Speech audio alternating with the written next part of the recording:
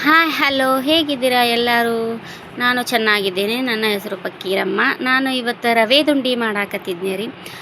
ರವೆ ದುಂಡಿ ಮಾಡೋಕ್ಕೆ ಸ್ವಲ್ಪ ತುಪ್ಪ ಬೇಕು, ಸ್ವಲ್ಪ 1 kg ರವೆ, 1 kg ಸಕ್ರೆ, ಇವೆಷ್ಟು ಐಟಮ್ಸ್ ಇದ್ದರೆ ಸಾಕು. ರವೆ ಉಂಡೆ ಮಾಡ್ಬೋದು ರೀ, ಆರಾಮ್ ಈಸಿ ಮೆಥಡಲ್ಲಿ ಮಾಡ್ಬೋದು.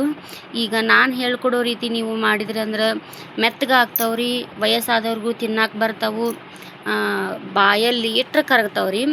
ಫಸ್ಟ್ ಬಾಣಲೆಗೆ ಸ್ವಲ್ಪ ತುಪ್ಪ ಹಾಕ್ಕೊಂಡು ಅದಕ್ಕೆ 1 kg ರವೆ ಹಾಕ್ಕೊಂಡು ಚೆನ್ನಾಗಿ ಕೆಂಪಾಗೋವಷ್ಟಿಗೆ ಹುರ್ಕೋಬೇಕ್ರಿ. ಅದು ಹುರ್ಕೊಂಡು ಆದಮೇಲೆ ಸಕ್ರೆನ 1 kg ಸಕ್ಕರೆ ಹಾಕಿ ಸ್ವಲ್ಪ ಅದು ಮುನ್ಗೋವಷ್ಟು ನೀರು ಹಾಕಿಟ್ಕೊಂಡು ಅದನ್ನು ಸಕ್ಕರೆ ಫುಲ್ ಕರಗಿಸಿ ಇಟ್ಕೋಬೇಕ್ರಿ. ಅದನ್ನು ಕರಗಿಸಿ ಅದು ಕರಗಿದಾದ ಮೇಲೆ ಪಾಕ ತೊಗೊಳಕ್ಕೆ ಒಲೆ ಮ್ಯಾಗ ಇಡ್ಬೇಕು.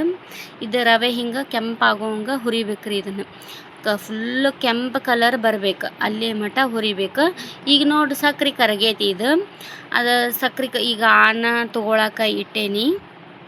ಸ್ವಲ್ಪ ನೋಡ್ಕೋತ ಇರ್ಬೇಕ್ರಿ, ಕಡ್ಡಾಡ್ಸ್ಕೊತಾನೆ ಇರಬೇಕು, ಒಟ್ಟು ಕೈ ಬಿಡಬಾರ್ದು. ಅದನ್ನು ಸಕ್ರೆ ಫುಲ್ ಕರಿಗಿ ಈಗ ಕರೆಕ್ಟ್ ಬರೋ ಅದಕ್ಕೆ ಬಂದಿಂದ ನೋಡಿ ತಳಗೆ ಇಳಿಸ್ಕೊಂಡು ಸ್ವಲ್ಪ ಏಲಕ್ಕಿ ಲವಂಗ ಹಾಕ್ಕೊಂಡಾದ್ಮೇಲೆ ಅದಕ್ಕೆ ರವೆ ಹುರಿದಿಟ್ಕೊಂಡಿದ್ದು ರವೆ ಹಾಕ್ಕೊಂಡ್ಬಿಟ್ಟು ತಿರುಗಿಬಿಟ್ರೆ ಸ್ವಲ್ಪ ಬೇಕಂದ್ರೆ ಹಾಲು ಹಾಕ್ಕೋರಿ, ಬ್ಯಾಡಂದ್ರೆ ಬಿಡ್ರಿ.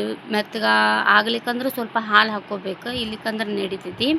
ಅದನ್ನ ಫುಲ್ಲು ತಿರುಬೇಕ್ರಿ. ಅದನ್ನು ಫುಲ್ ರವೆ ಮುನ್ಗೋ ಅಷ್ಟು ತಿರುವಿ ಸ್ವಲ್ಪ ನಮ್ದು ಇಳವಿತ್ರಿ, ಒಂದು 5 ನಿಮಿಷ ಇಟ್ಟರೆ ಗಟ್ಟಿ ಆಗ್ತೈತಿ, ಗಟ್ಟಿ ಆಗೈತಿ ನೋಡ್ರಿ. ಹಿಂಗೆ ಗಟ್ಟಿ ಆಯ್ತು. ಒಂದು 5 ನಿಮಿಷ, ಒಂದು 10-15 ನಿಮಿಷ ಇಟ್ಟಿದ್ದೆ ನಾನು.